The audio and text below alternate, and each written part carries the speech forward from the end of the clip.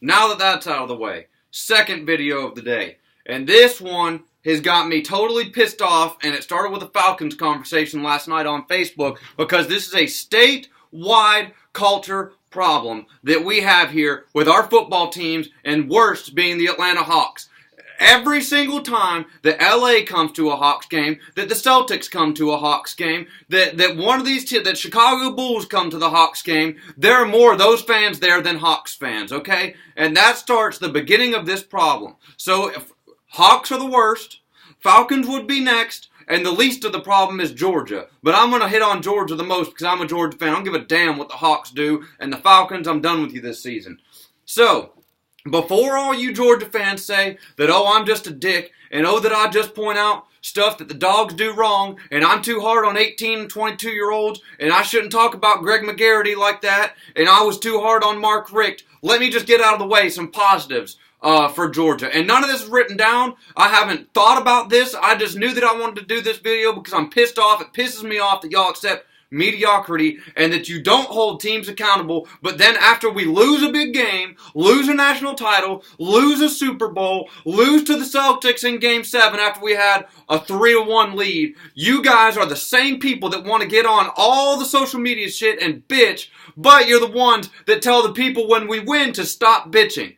Okay, so that's part of the problem. There's no accountability with any of these teams. Georgia is getting a lot better and has gotten better since we hired Kirby Smart. So let's start with Georgia. This is going to be a Georgia video, so I'm not going to talk about the other teams. I'm just saying that it's a statewide culture problem. It's not just the dogs, okay? It's a bad problem in Atlanta. The dogs have gotten better since Kirby's taken over. So now, some positives on UGA. Number one, they paid Todd Gurley when he tore his ACL, and they should have, because Todd Gurley would have been an even higher draft pick had he not torn his ACL. Number two, Mark Richt represented this university as the most good man you could possibly be while remaining to be a football coach. Mark Richt is a good Christian, a good father, a good husband, and a good man. He is a good example to how you should live your life if you want to go to heaven.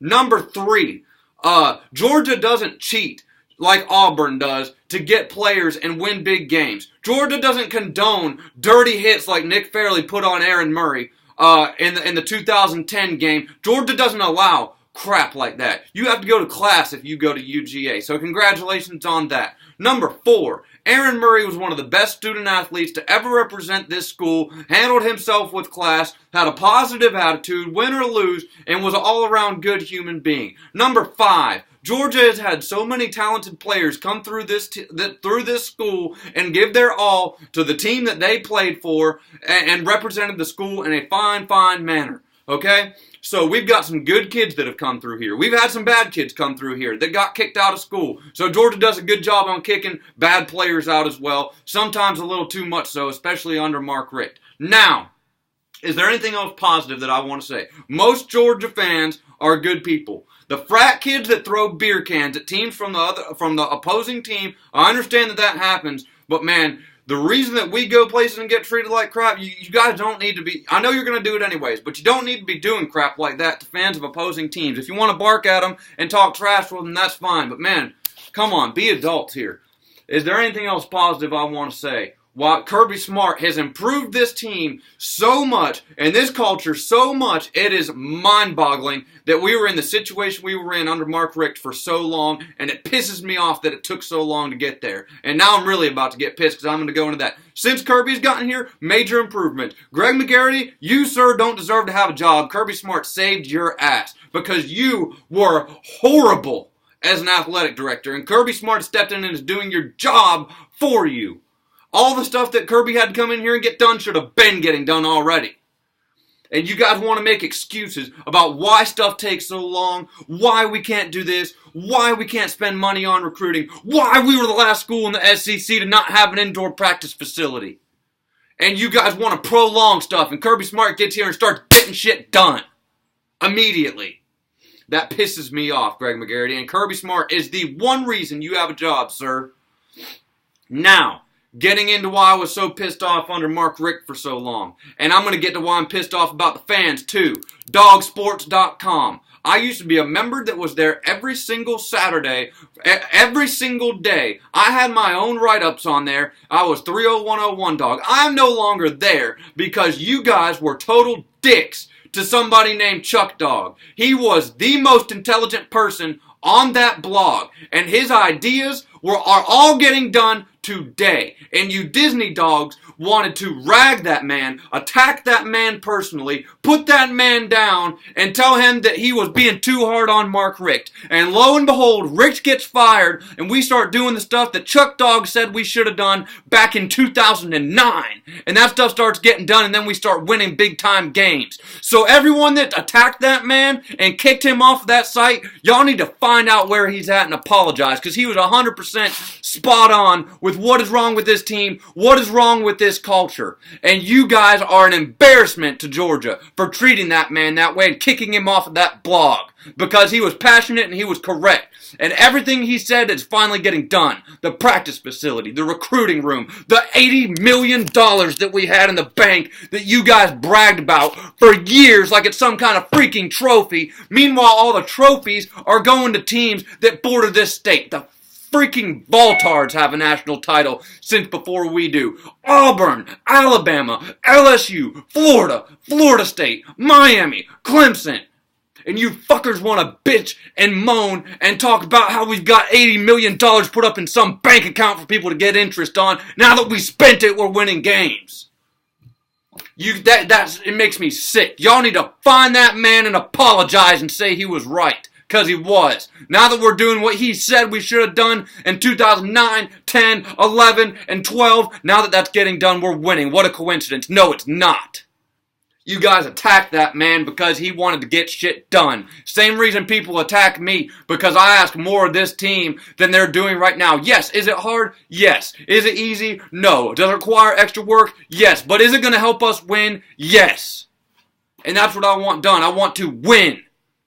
So for all of you that make excuses for the teams, the players, the coaches, the administration, you guys that tell people to stop bitching on the dog sites, y'all are the same exact people that held this team back for so long under Mark Richt.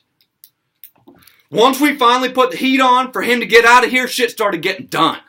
And I don't dislike Richt as a person. I couldn't stand him as a coach. Losing to Auburn by 35 points with Todd Gurley and Aaron Murray on the team. That was his expression on the sideline. And it's unacceptable. Reggie Davis drops 2 touchdown passes that could have won the game at Tennessee. It's okay, Reggie. Come on over here, I'll give you a pat on the butt and we'll sing a hymn. But I'm not going to yell at anybody. That's the problem. That was and still is the problem for the fans. Why, last year when I watched the Auburn game, when number 1 Georgia went to Auburn, was it the loudest game I've ever heard on TV, and you could hear pure hatred coming out of a television.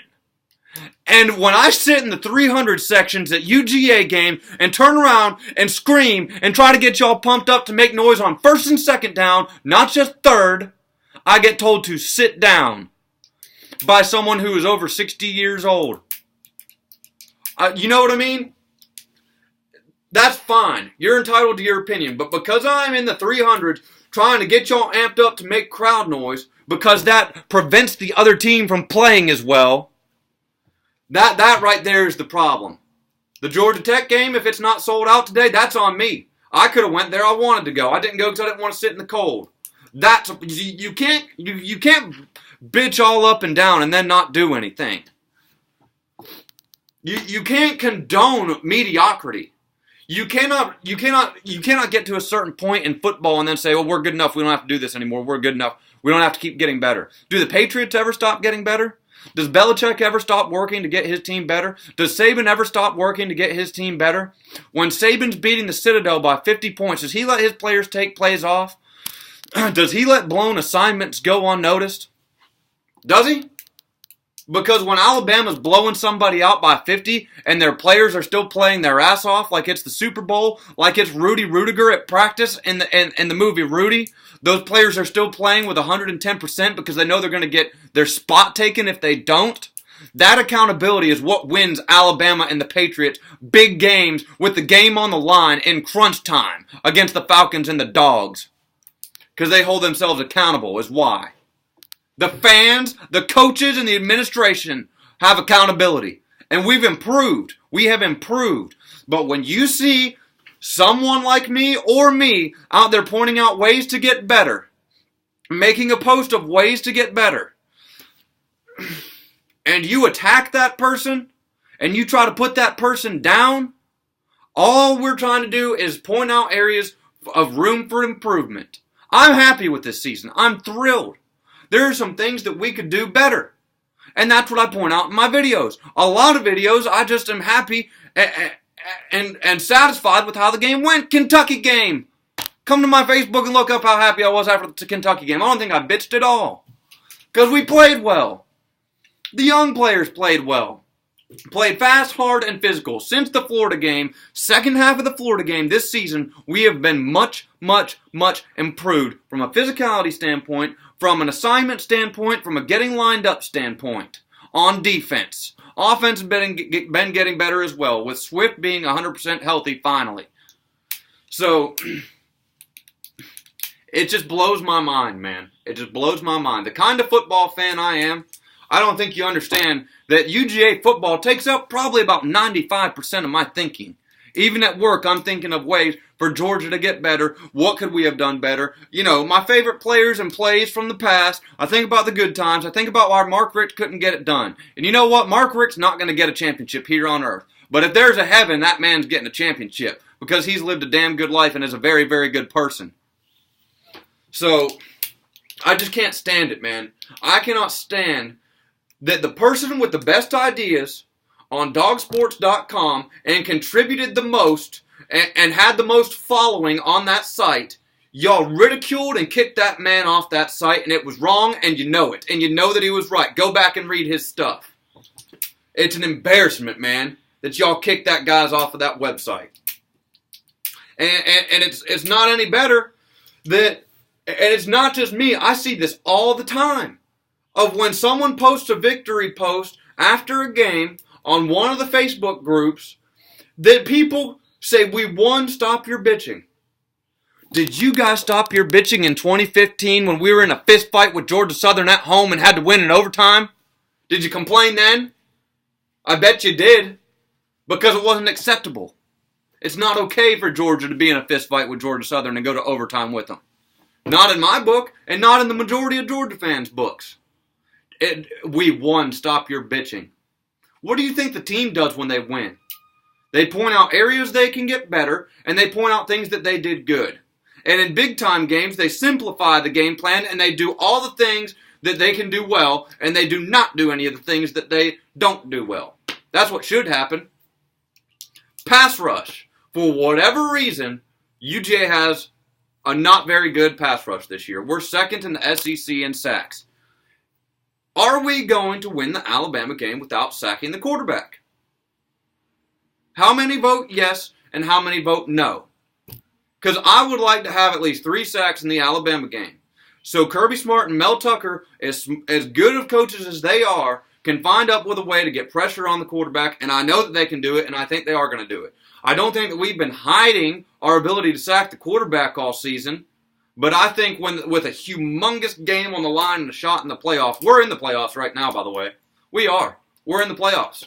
Win Georgia Tech, win Alabama, we're in the semifinal, win that game, and we're in the national title, win that game, and we're national champions. We're right there. We are so close. Kirby Smart has turned this entire culture around, and everyone needs to thank him and appreciate him because he is 100% correct on everything he's done. Why we were the last team in the SEC when we had $80 million sitting in a bank account for people to get rich off the interest, and we didn't have an indoor practice facility for our players is dead wrong. And Mark Richt wanted it changed. Kirby Smart came in and got it changed immediately. That's the kind of thing that I like, is people who get results now.